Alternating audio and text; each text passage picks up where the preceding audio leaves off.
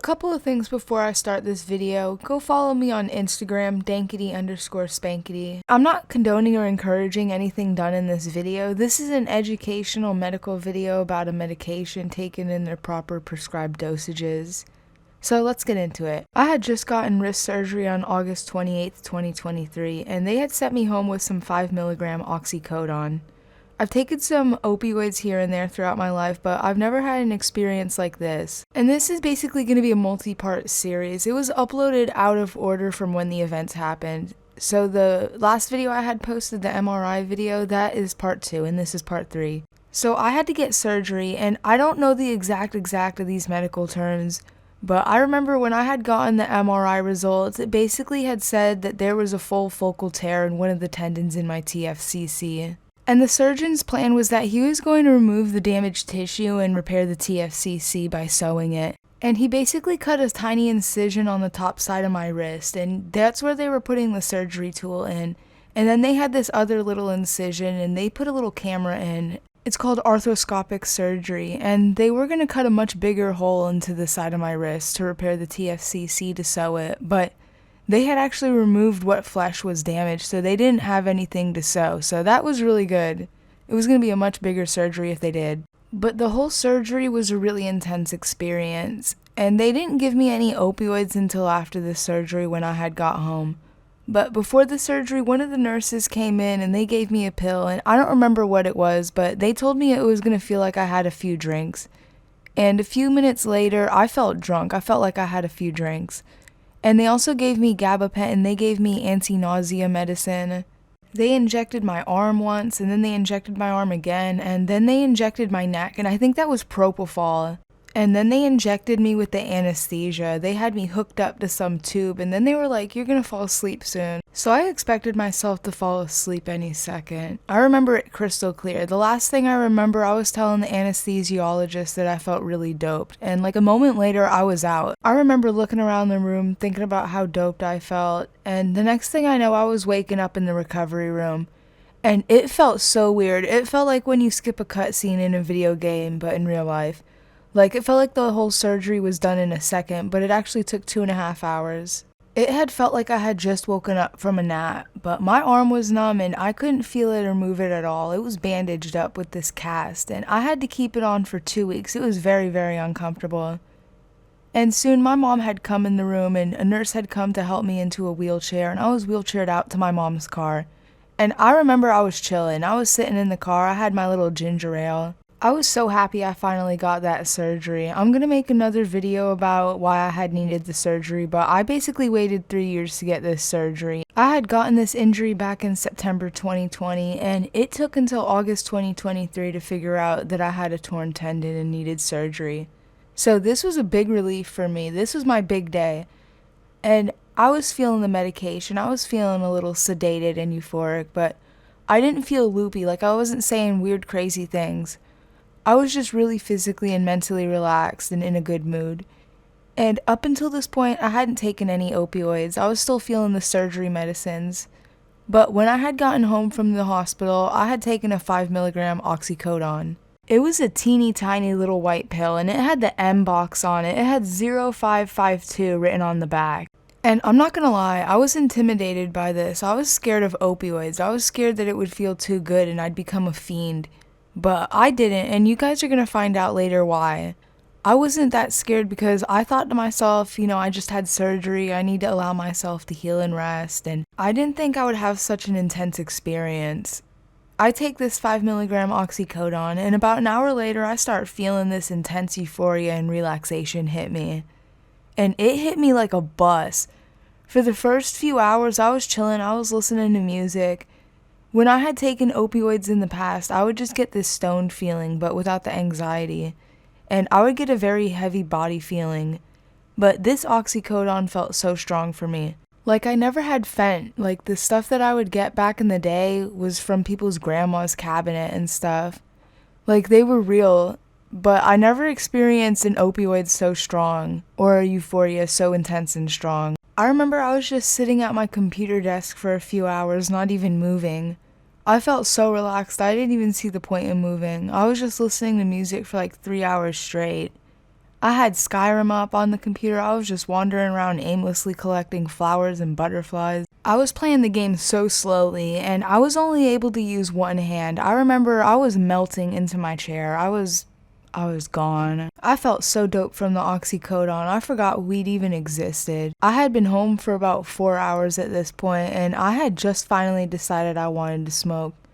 Which isn't like me. It was on my mind for so long to smoke after the surgery. Because the anesthesiologists say before you have the surgery, you shouldn't smoke weed or even consume edibles because it can have an interaction with the anesthesia. I had really cut back, but I didn't exactly quit. But my THC tolerance was really, really low.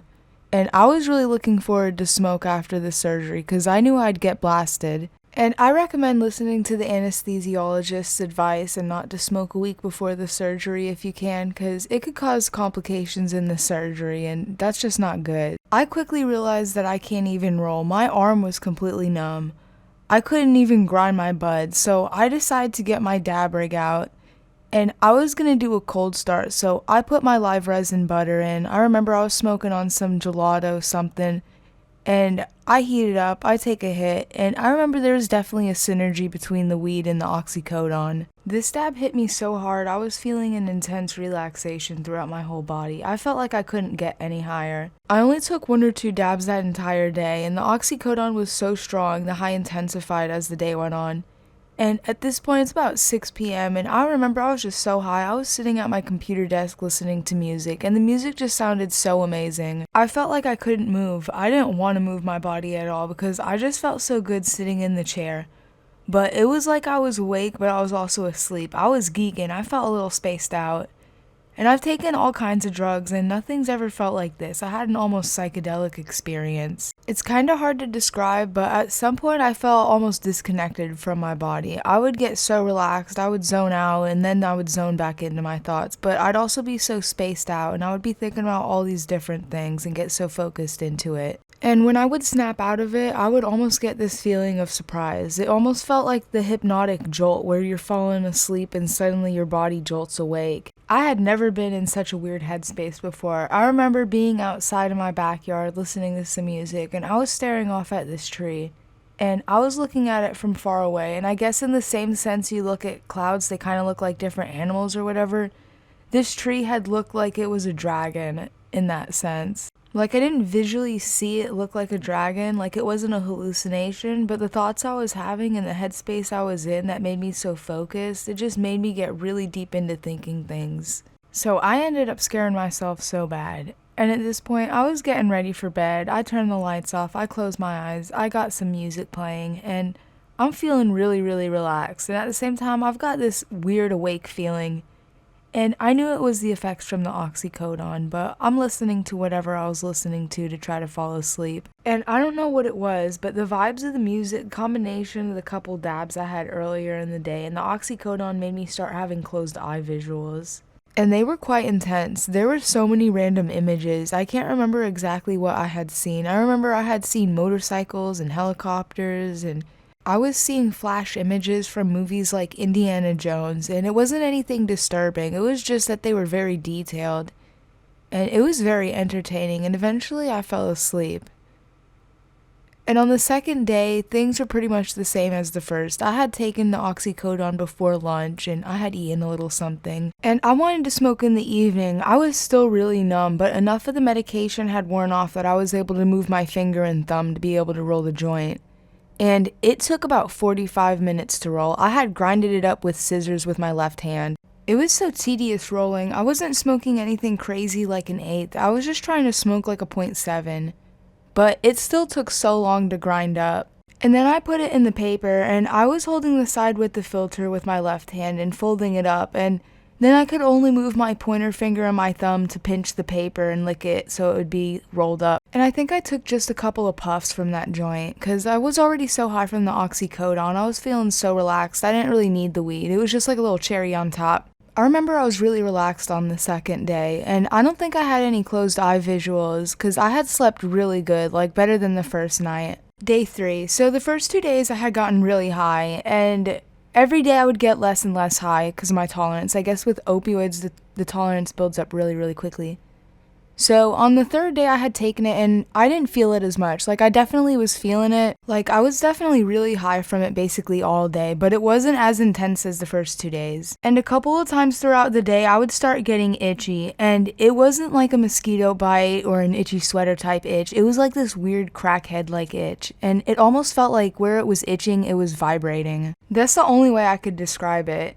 And on the third day, I was feeling really weird, but I was pretty much chilling, but it wasn't as bad as the fourth day. On the fourth day, I had taken a 5 milligram oxycodone around 11 a.m. and I had a little bit of lunch, and I really didn't feel it at all. And a little while later, I started feeling really sick. I started having this head rush, and it wasn't like a nicotine head rush. It felt like my dopamine receptors were spent.